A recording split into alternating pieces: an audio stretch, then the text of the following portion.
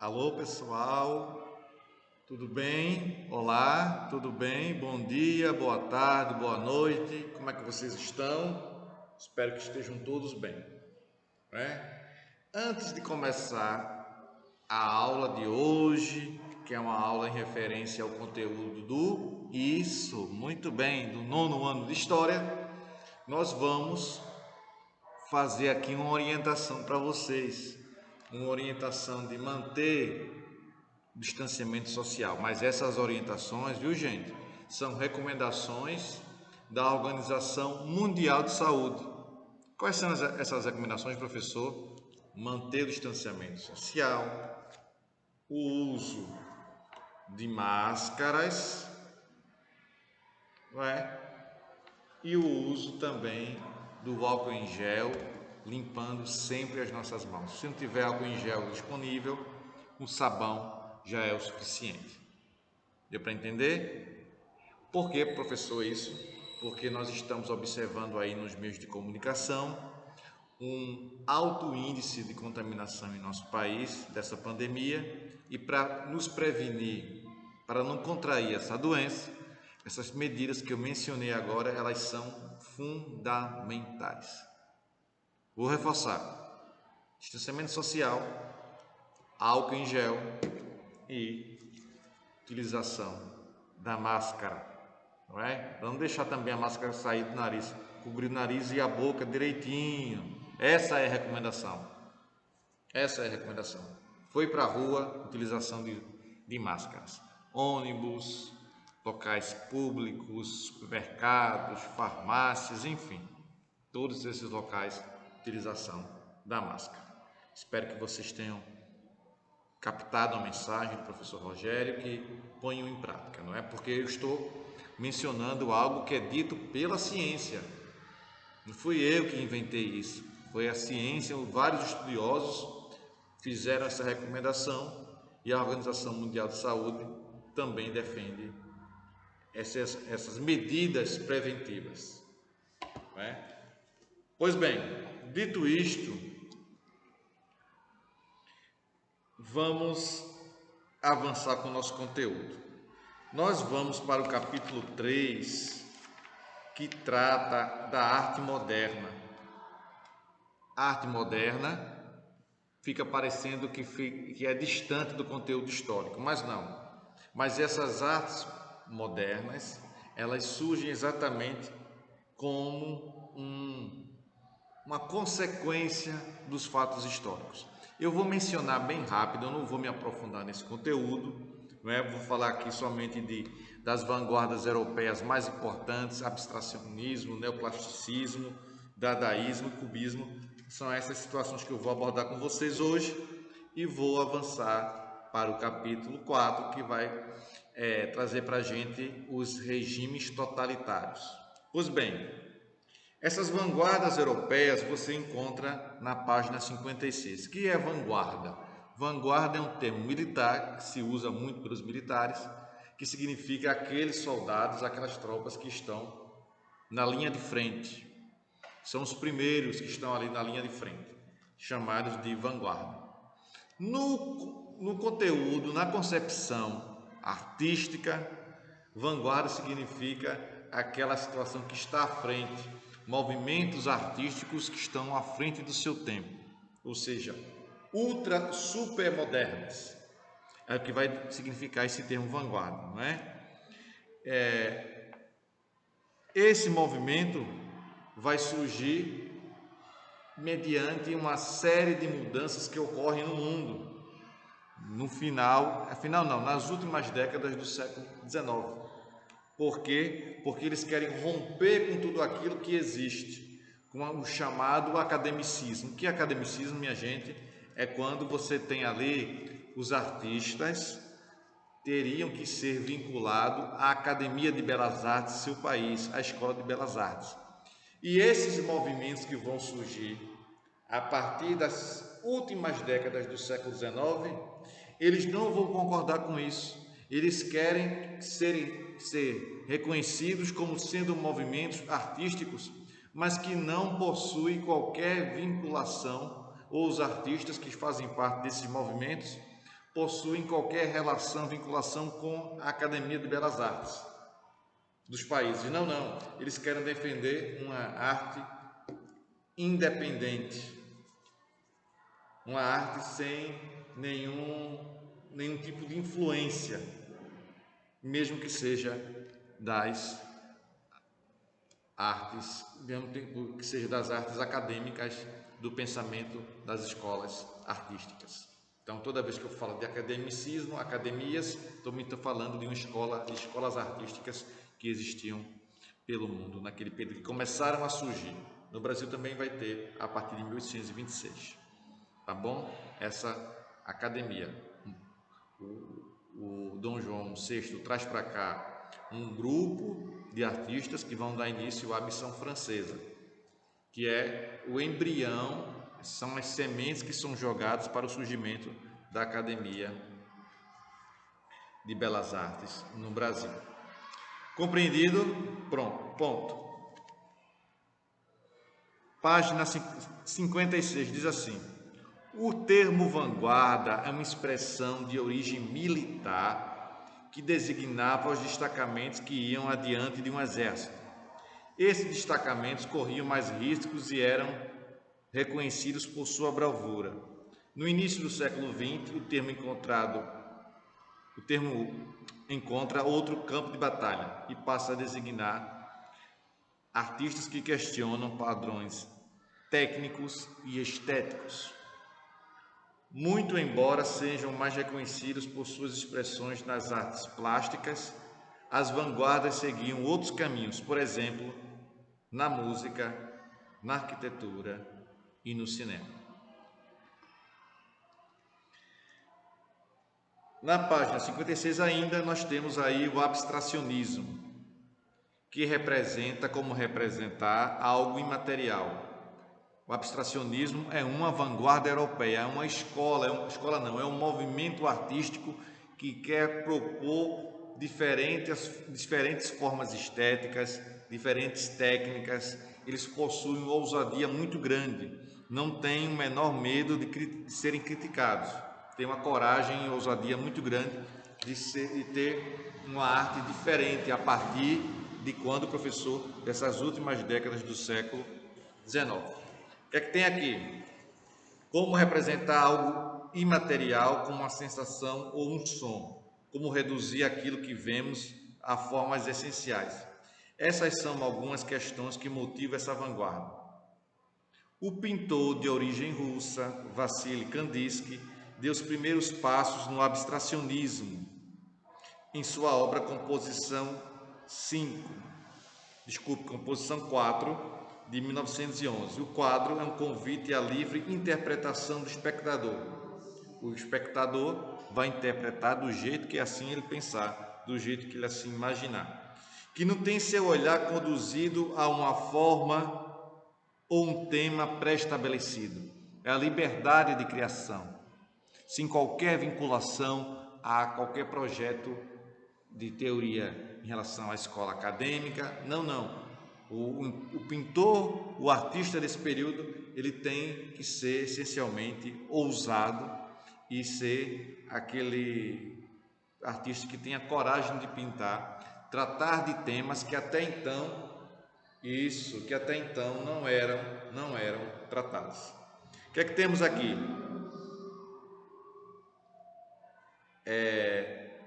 Tema pré-estabelecido pelo artista.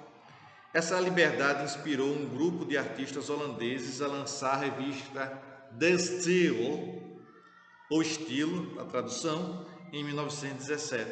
Seu colaborador mais renomado foi o pintor Pierre Mondrian. Cornelis Mondrian propôs as bases filosóficas e artísticas do neoplasticismo. O uso de figuras geométricas matematicamente construídas,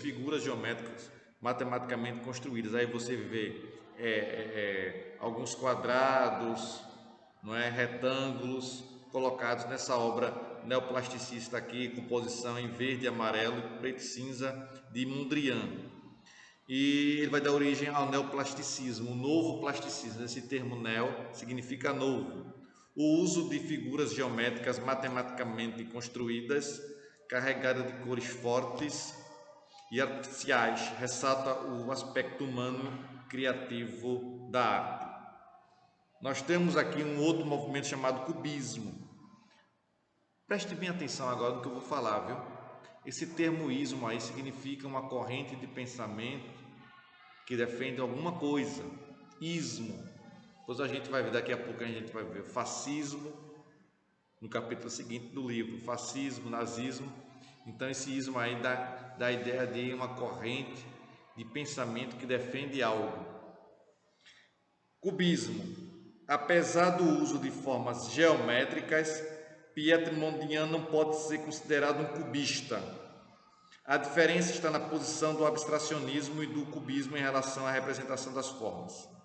A pintura de Mondrian não é representativa, isto é, não distinguimos nenhuma forma presente na natureza. O pintor francês Paul Cézanne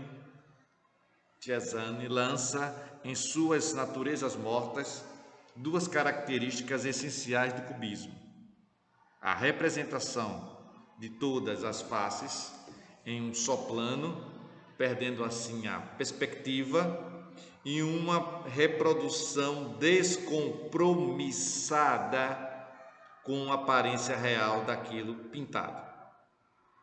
O espanhol Pablo Picasso, prosseguindo a leitura, já estou na página 57, viu? O espanhol Pablo Picasso une a tradução do sentimento em cores de Kandinsky e a representação cubista de Cézanne em sua produção artística, ou seja, ele vai unir esses dois artistas na sua produção. Ele vai se inspirar, melhor dizendo, ele vai se inspirar. Picasso vai se inspirar em quem? Em Kandinsky e em Cézanne, em sua produção artística. Ao lado tem aí uma obra chamada A Mulher que Chora. Pablo Picasso, aí tem a legenda explicando a obrazinha. A angustiante emoção do luto experimentado por essa mulher atormentada reflete-se em grande intensidade nas cores berrantes, nas pinturas e, aliás, nas pinceladas rígidas. Tá bom? Nono ano, atento aí. Temos também uma obra de Paul Cézanne, Natureza Morta, com maçãs e laranjas. Paul Cézanne, olhos sobre tela, nas suas numerosas naturezas mortas, tipicamente compostas por maçãs. Paul Cézanne levava a cabo uma exploração exclusiva, exaustiva, que a terra fecunda de onde surgirá o cubismo, poucos anos mais tarde. Um outro movimento temos aqui o dadaísmo. Atenção aí, apareceu aqui, ó, na arquitetura, cubismo inspira Bauhaus, que é marcado por linhas simples e valorização dos espaços máximos. Essa escola, Bauhaus, é a escola alemã, que vai ser como se fosse os artistas produzindo dentro de oficinas, não é? E ele consagrou ali vários artistas. É uma escola de design que surgiu na Alemanha, Bauhaus. Tem alguns compositores brasileiros da música, do rock brasileiro, que utiliza em algumas músicas, cita essa escola de Bauhaus, não é? Na música de, se não estou equivocado, uma música de Legião Urbana, Eduardo e Mônica. Dadaísmo surge em meio ao complexo e caótico contexto da Primeira Guerra Mundial, que a gente já vivenciou, não é? Na cidade suíça de Zurique, o choque e os horrores da guerra se revelam numa profunda falta de sentido nonsense, presente no manifesto de autoria de Tristan Tzara. Mas o que é Dada? Dada é uma tradução rápida do francês que significa cavalo, cavalo de brinquedo. Não é? É um movimento anti-artístico que quer revolucionar, que nega as influências da arte ocidental, uma figura de configuração, não é? sem figuração e com muito rebuscamento técnico. Então, esse dadaísmo acontece, o conceito de anti-arte, e tem um artista muito famoso que é Marcel Duchamp. Vocês depois vão conhecer aí o expressionismo, o fauvismo e o futurismo, passeando aqui sobre esses movimentos artísticos. Tivemos a Semana de Arte Moderna, que a gente vai estudar lá quando vivenciarmos a República Velha, no governo de Arthur Bernardes. Tá bom? Deu para entender? Pronto. Vamos agora, eu vou deixar para vocês aí, a título de tarefinha, não é? A título de tarefinha, a página 73, nono ano, página 73.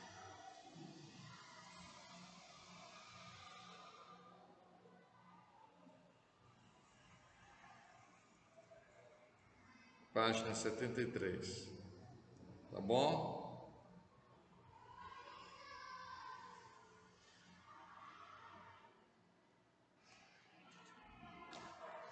Vamos lá. Pronto, 73. Vamos para os regimes totalitários, capítulo 4. Capítulo 4. Professor, você poderia me perguntar assim: ô professor, por que esse nome regimes totalitários? Significa o quê? Isso, meu querido, minha querida, significa o regime total, o poder total, concentrado em quem? Concentrado num único governante. Daí, desses regimes totalitários, que vão surgir dois deles: o fascismo e o nazismo. Fascismo e nazismo. O que é que temos aqui? Na página 74, uma introduçãozinha de um historiador muito importante, que é uma referência para o século XX, falecido recentemente, que é nosso querido Erich Hobsbawm. Ele diz assim, abre aspas, em resumo, o liberalismo fez uma retirada durante toda a era da catástrofe, movimento que se acelerou acentuadamente depois de Adolf Hitler se tornar chanceler da Alemanha em 1933. Tomando-se o mundo como um todo, havia 35 ou mais governos constitucionais e eleitos em 29, dependendo de onde situamos algumas repúblicas latino-americanas. Até 1938 havia talvez 17 desses estados, e em 1944 talvez 12, de um total global de 65. A tendência mundial parecia clara. Talvez valha a pena lembrar que nesse período a ameaça às instituições liberais vinha apenas da direita política, já que em 1945 e 89 se supôs quase como uma coisa indiscutível, que vinha essencialmente do comunismo. Até então, o termo totalitarismo, inicialmente inventado como uma descrição ou autodescrição do fascismo italiano, era aplicado quase só a esses regimes. A Revolução Soviética, a partir de 22, com a União das Repúblicas Socialistas Soviéticas, que nós já vivenciamos também, foi, não é? A República Socialista Soviética que vivenciamos após a Revolução Russa, o governo dos bolcheviques e a instalação da União das Repúblicas Soviéticas, tá bom? Que estava isolado e não poderia e nem queria, pois a ascensão de Stalin amplia esse comunismo, né? Amplia esse comunismo, tá bom? Vamos aí para o totalitarismo em si. Ao lado desse trecho que foi retirado do livro de Erich Hobsbawm, você tem a foto aí de dois representantes do regime totalitário. Um do lado esquerdo, que é Adolf Hitler, e do lado direito, Benito Mussolini. Foram as maiores expressões, sem dúvida nenhuma, do totalitarismo na Europa durante esse período de 30 a 40, a década de 30 e a década de 40. O totalitarismo, como vimos anteriormente, os anos que sucederam a Grande Guerra foram marcados pela Grande Depressão, grande crise econômica e pela crise da Bolsa de Valores de Nova York. O mundo passou por grande recessão, inflação, miséria, desemprego, fome, protecionismo econômico, o que levou a sociedade ao caos. Esse período ficou conhecido como Entre Guerras, correspondendo aos anos entre a Primeira e a Segunda Guerra Mundial. Muitos historiadores afirmam que a Grande Depressão foi o principal fator para o surgimento dos regimes totalitários. Isso. A Grande Depressão, deixando a população em extrema pobreza, facilitou a penetração desses ideais totalitários na sociedade europeia, basicamente na Itália e na Alemanha. Lembrando que a Alemanha foi um país humilhado pós Primeira Guerra Mundial, considerado o grande culpado da Primeira Guerra. Não que ela não tivesse sido. No entanto, deveria haver uma divisão, um equilíbrio na responsabilidade, como sendo aquele país causador do conflito, hein? Tem que ter isso em mente, não esqueça disso.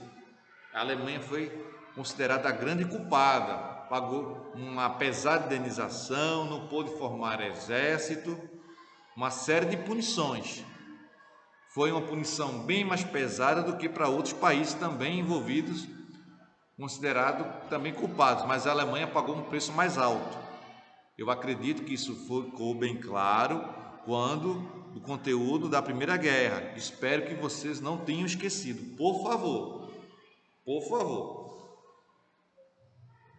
Ainda na página 74 nós temos aí, essa fase ficou associada ao regime do totalitarismo, regime político altamente centralizador, sem contestação da sua autoridade. Aquele governante não poderia ser contestado, não poderia alguém questionar ele. Por que isso, por que daquilo? Não, teria que aceitar. E que pode ser exercido por uma pessoa, partido ou classe social. Esse sistema não aceita a participação popular. O povo fica fora da participação. Forinha, povo, porque quem manda é aquele governante centralizador, é aquele governante totalitário. Em outras palavras, deve existir obediência total ao regime, cumprindo todas as decisões. Muito bem, viu? Continue assim. Isso. Desse sistema não existe Senado nem Câmara. Seus partidários rejeitam completamente a democracia. Aí você pergunta, o que é democracia, professor? Democracia é governo. Demos significa povo, governo do povo. Ou seja, nesse processo, nesse governo totalitário, não existe democracia. O povo não participa desse governo totalitário. Ponha isso em mente, na mente de vocês, tá bom? Então, regime totalitário permite a participação popular? Não. Não existe democracia, não existe participação do povo nesse regime totalitário aqui. E o liberalismo, rejeitam a democracia e o liberalismo, visto que defendem a intervenção total do Estado na economia.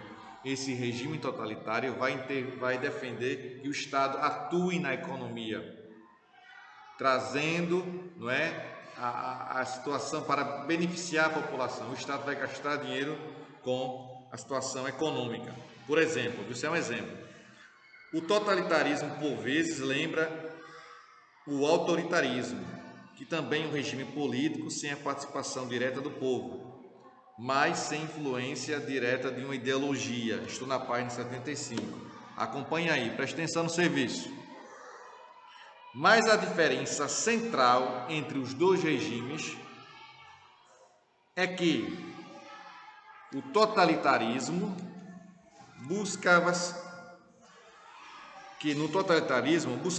a participação do povo na ideologia imposta pelos ditadores. Seus adeptos têm que defender e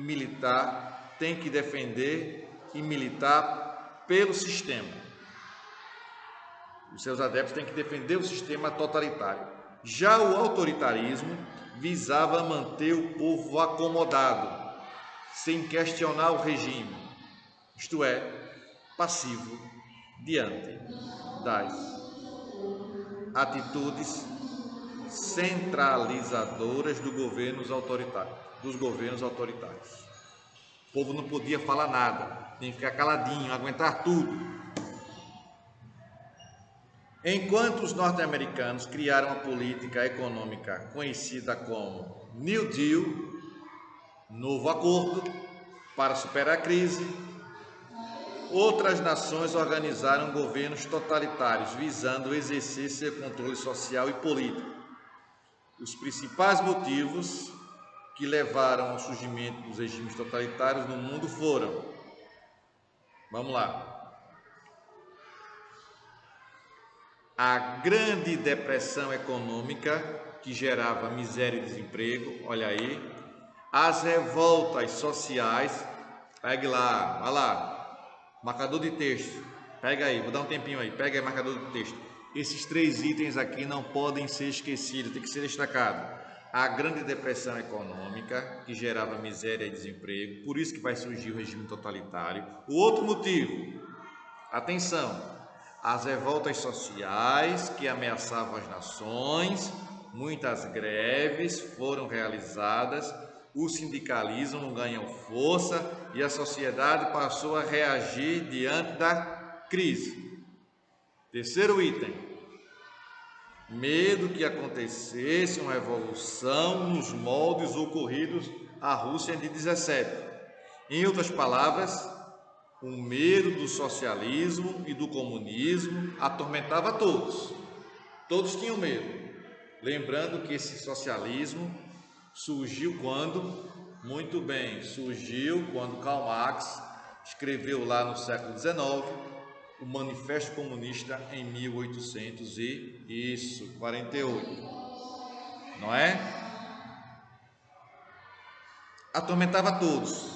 Prosseguindo aí, inclusive a burguesia, que para garantir seus negócios, aceitou passivamente a chegada desses líderes no poder, desses líderes totalitários.